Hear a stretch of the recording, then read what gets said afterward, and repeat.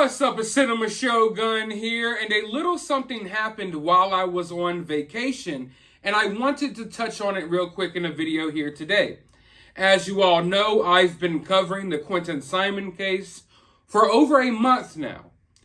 And for over a month, we've all been wondering about Leilani, Quinton Simon's mom. We've been wondering about Leilani's boyfriend because we haven't seen him and we haven't heard from him. In fact, the same day Quinton went missing, this dude went ahead and hauled ass out of town. Now, we were told from some of Danny's friends, which is Leilani's boyfriend, that's her name, Danny, we were told that he was in Atlanta, that he had passed a polygraph test, that he was cleared by investigators, and that everything was fine. We even saw pictures and videos of him playing pool and Xbox. It just seemed a little weird, right? Well, you know, weeks and weeks go by and we still don't hear anything from this dude. And at this point, we've heard from Leilani. We've heard from Billy Joe. We've heard from Billy Bob Thornton, whoever the hell else. We've heard from all types of people in this family. Yet Danny remains MIA. Well, while I was out of town, it turns out a local reporter down in Savannah, he went out and tried to track Danny down. Now, we were told Danny was in Atlanta, but Danny has really been in Dunn, North Carolina. And they actually tracked down his house, and they showed up at his front door to ask him questions. What happened next? Well, of course, nobody came to the door. And from what I've been told, it looked like there were people in the house, but no one came to the door to answer any questions. Now, when it comes to cases like this, I understand that you're damned if you do, and you're damned if you don't. Really think about it. I mean, if you answer questions and you do an interview, people are going to pick it apart and people are going to be suspicious about body language and about certain things. If you don't say anything and you don't do an interview, then people are going to be suspicious why you are avoiding cameras and avoiding answering questions about the situation. So it's one of those situations where, like I said, you're damned if you do and you're damned if you don't. So I don't think anyone can truly blame Danny for not speaking up, but at the same time, I understand why people are suspicious of him, because I am as well. I mean, he was there, and it's just weird how he was literally engaged to Leilani. They were in a relationship. Everything was, I'm not going to say everything was A-okay in their relationship, but they were together, living together and everything.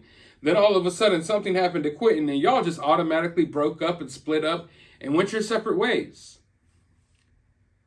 So yeah, I really would like to know what Danny knows, because I believe that he might know something. I don't necessarily think Danny's guilty of what happened to Quinton, although he could be. But I do find it harder and harder to believe that he just knew nothing at all about what happened, right? And you know, we've heard that he passed these polygraphs and that he was in the clear. But now we are hearing a different story. I want you all to understand.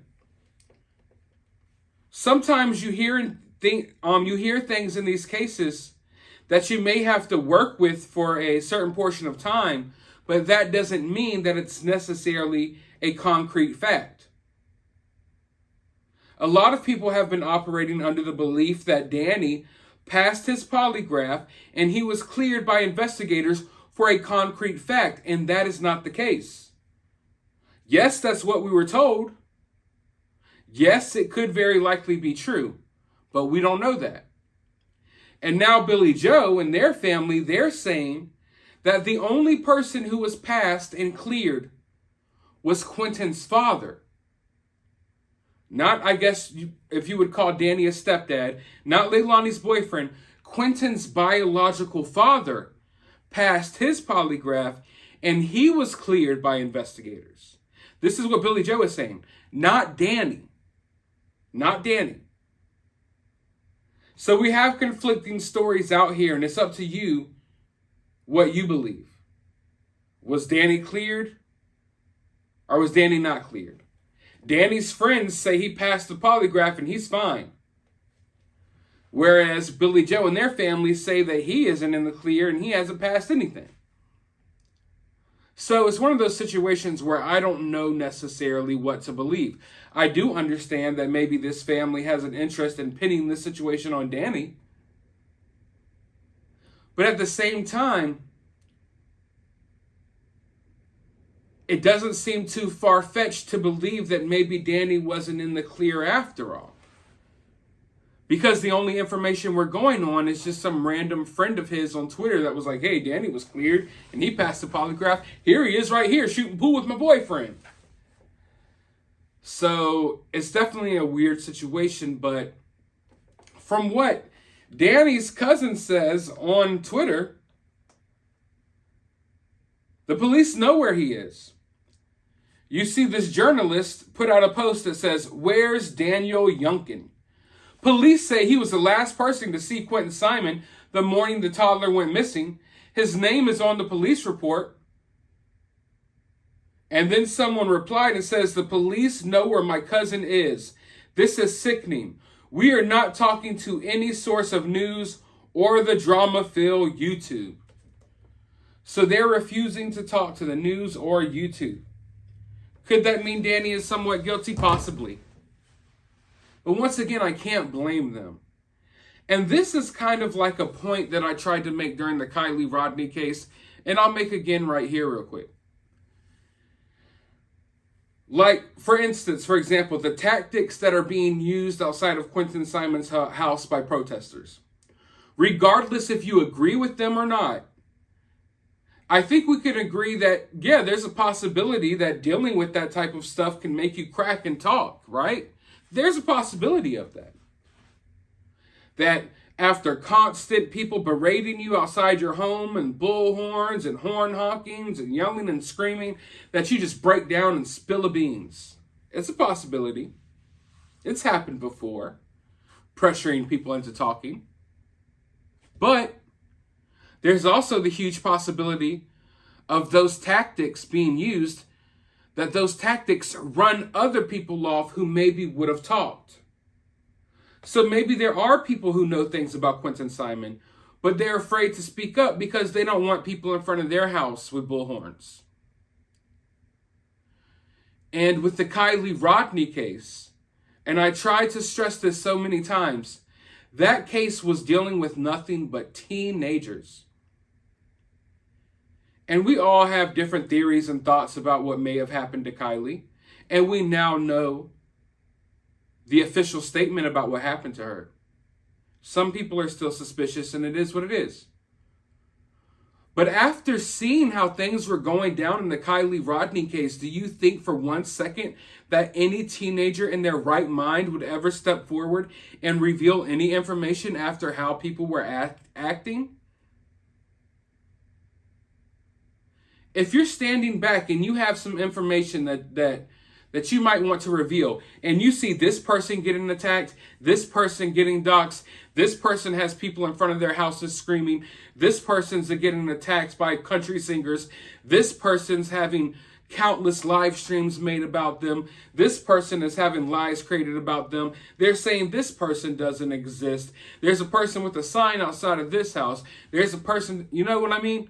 It's all overwhelming, and it's going to make someone be like, you know what? Well, I ain't going to say nothing because I don't want to deal with that.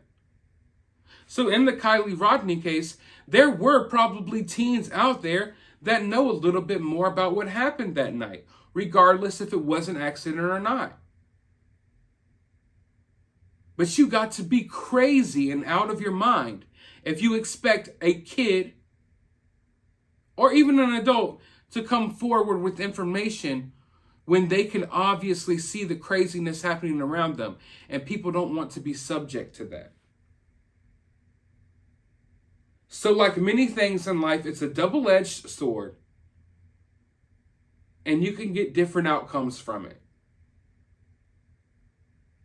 In my opinion, I don't want to say Danny did the right thing, because I don't think that's the right way to put it. But I wouldn't say Danny did the wrong thing by separating himself from this completely. Because at the very least, I would say that Danny's life has been a lot more peaceful than the people living over on Buckhalter Road. And if Danny is innocent and Danny doesn't have anything to do with it, then of course I don't think Danny should be subject to any of that.